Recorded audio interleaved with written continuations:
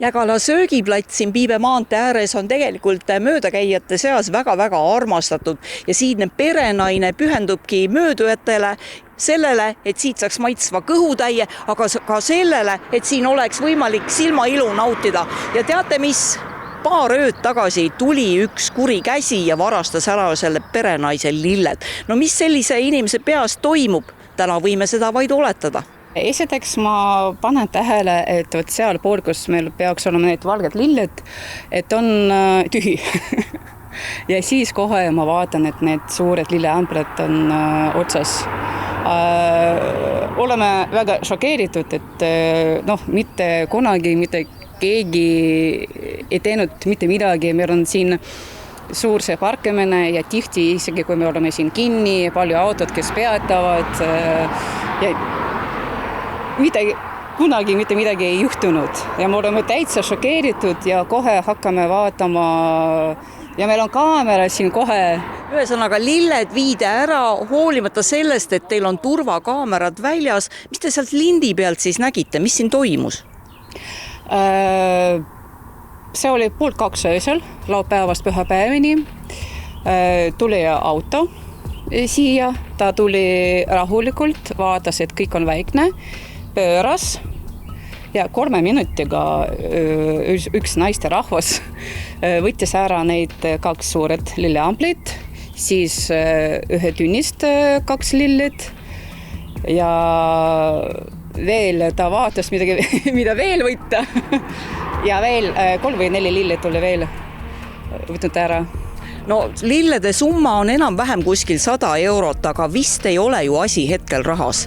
Asi loomulikult ei ole rahast, et asi on kõige oluline sellest situatsioonis. Seal on üldse arusaamatu situatsioon ja palju inimesi meil kirjutavad, et kõik on šokeeritud, kuidas üldse on võimalus niimoodi teha. Täna on perenaine Aleksandra hakanud lilleilu taastama, tõsi, lilleampleid ta veel ostnud ei ole. Siia me juba istusime need lilled tavalised, aga siin oli nagu seal need valged, suured, ilusad. Siin 2 need suured amplid, mitte värvelised, need on sellised. Suur auk on väga hästi näha. Tuli öösel katkus juurtega lilled välja, niimoodi tõmbas? Ja, lihtsalt niimoodi olid tõmbunud. Ja selle ajal mitte ühte autot ei sõitnud. Mis on ka imelik, sest juba praegu siin sõidab, kuigi on päevane aeg. See oli pool 3 öö. Ta tuli täpselt 2:22, ta tuli, pööras ja 2:28 sõitis otsa mööda.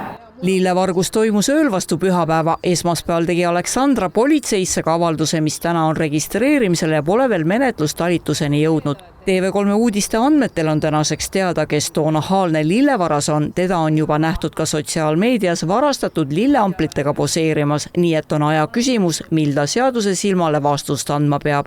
Ja muidugi Aleksandrale kahju hüvitama.